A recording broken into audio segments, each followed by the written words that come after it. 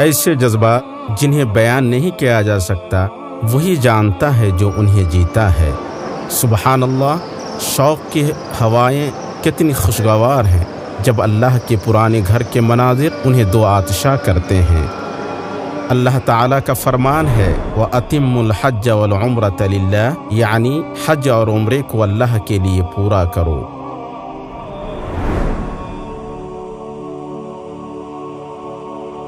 عمرہ کرنے والے کے لیے مستحب ہے کہ عمرہ سے پہلے غسل کریں، پاکی حاصل کریں، بغل اور زیر ناف کے بال صاف کر لیں، ناخن تراش لیں اور جسم پر خوشبو مل لیں، ہاں مگر احرام کے کپڑوں میں خوشبو نہ لگنے دے۔ گناہوں سے پاک سفید صحیفے کی مانند محرم سفید تہبند اور چادر پہنتا ہے۔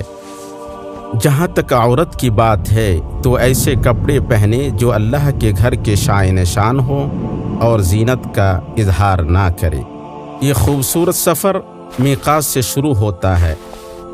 مکے کے راستے میں ہر عمرہ کرنے والا اپنے میقات سے گزرتا ہے، اور مکانی میقات یہ ہیں: ذوالحلیفہ یعنی ابیار علی مدینہ والوں کے لیے، جحفہ رابغ شام والوں کے لیے، قرن المنازل سیل کبیر نجد والوں کے لیے، یلملم یعنی سعدیہ یمن والوں کے لیے، ذات عق عراق والوں کے لیے۔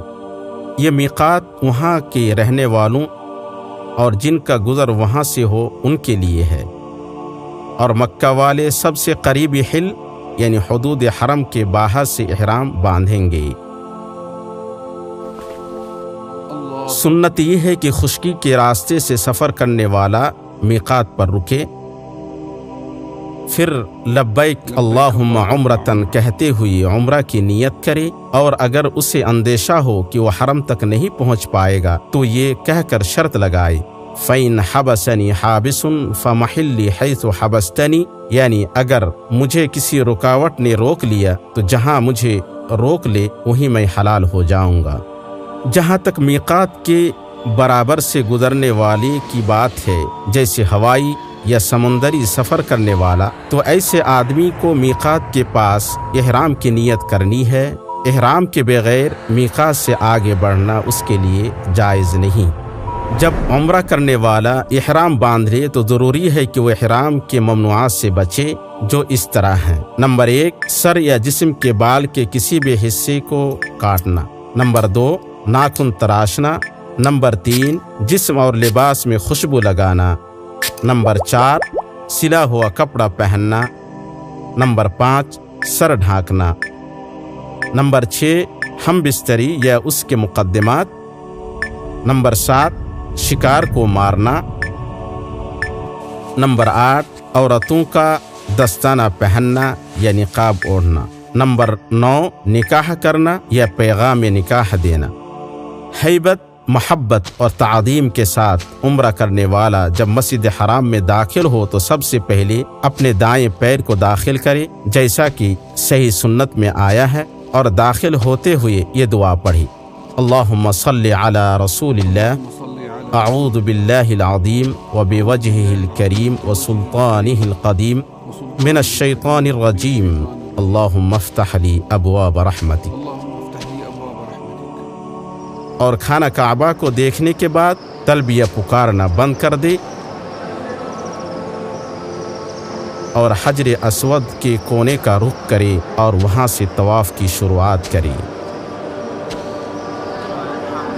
سنت یہ ہے کہ دوران طواف مرد اضطباء کرے، یعنی اپنی چادر کو اپنے داہنے بغل کے نیچے سے بائیں کندھے پر ڈال لے اور داہنے کندھے کو کھلا رکھے۔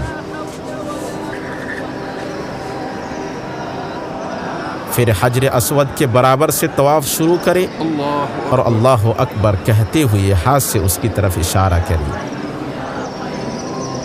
سنت یہ ہے کہ حجر اسود کو چھوا اور بوسہ دیا جائے اگر اس میں کسی کو تکلیف نہ پہنچے۔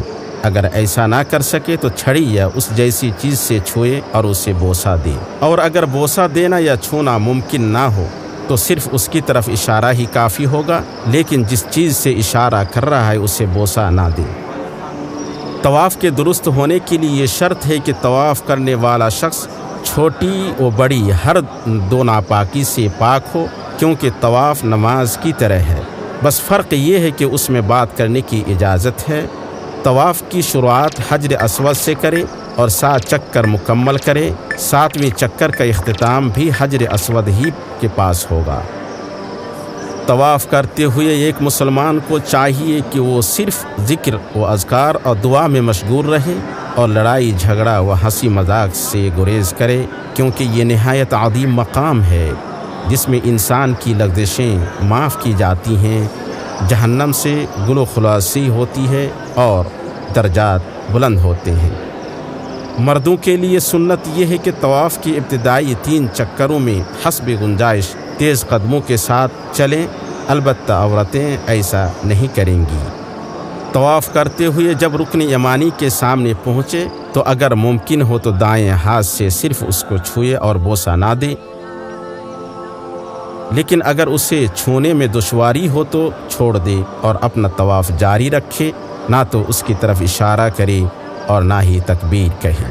معتمر کے لیے مسنون یہ ہے کہ وہ رکن یمانی اور حجر اسود کے درمیان بکثرت یہ دعا پڑھے، ربنا آتنا فی الدنیا حسنہ وفی الآخرۃ حسنہ وقنا عذاب النار۔ طواف کا 7واں چکر پورا ہونے کے بعد معتمر اپنے داہنے کندھے کو ڈھانپ لے اور اگر ممکن ہو تو مقام ابراہیم کے پیچھے 2 رکعت نماز ادا کرے، اور اگر ممکن نہ ہو تو پورے حرم میں کہیں بھی پڑھ لے۔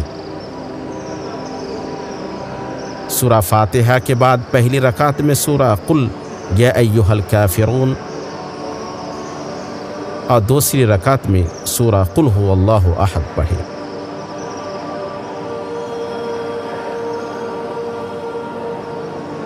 طواف ختم کرنے کے بعد عمرہ کرنے والا مسعی کی طرف نکلے اور اس کے لیے مستحب ہے کہ اس کی طرف جاتے ہوئے زمزم کا پانی پیے۔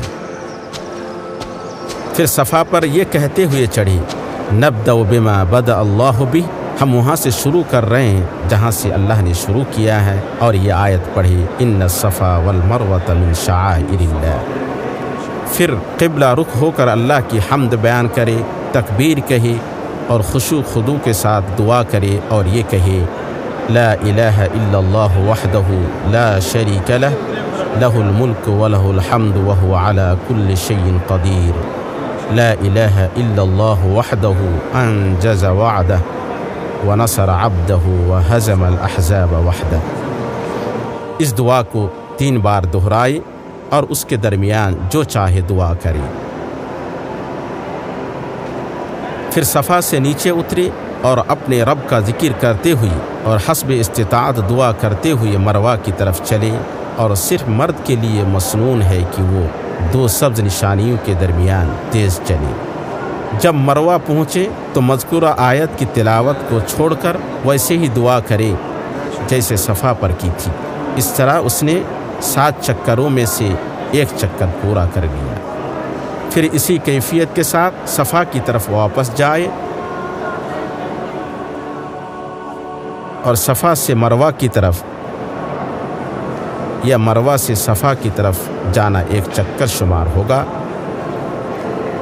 ایسا کرتا رہے یہاں تک کہ 7ویں چکر میں مروہ پر چڑھ جائے۔ اب اگر مرد حلال ہونا چاہے تو اپنے پورے سر کے بال منڈوائے یا چھوٹے کرائے، اور عورت اپنے پورے سر سے بالوں کو جمع کر کے انگلی کے 1 پور کے برابر اپنے بال کاٹ لے۔ اس کے ساتھ عمرہ کرنے والے کے لیے احرام کے ممنوع کام حلال ہو جائیں گے۔ حلق یا تقصیر سے فراغت کے ساتھ ہی عمرہ مکمل ہو گیا، اور نبی صلی اللہ علیہ وسلم سے ثابت نہیں ہے کہ آپ نے عمرہ کے بعد 2 رکعت نماز پڑھی ہو۔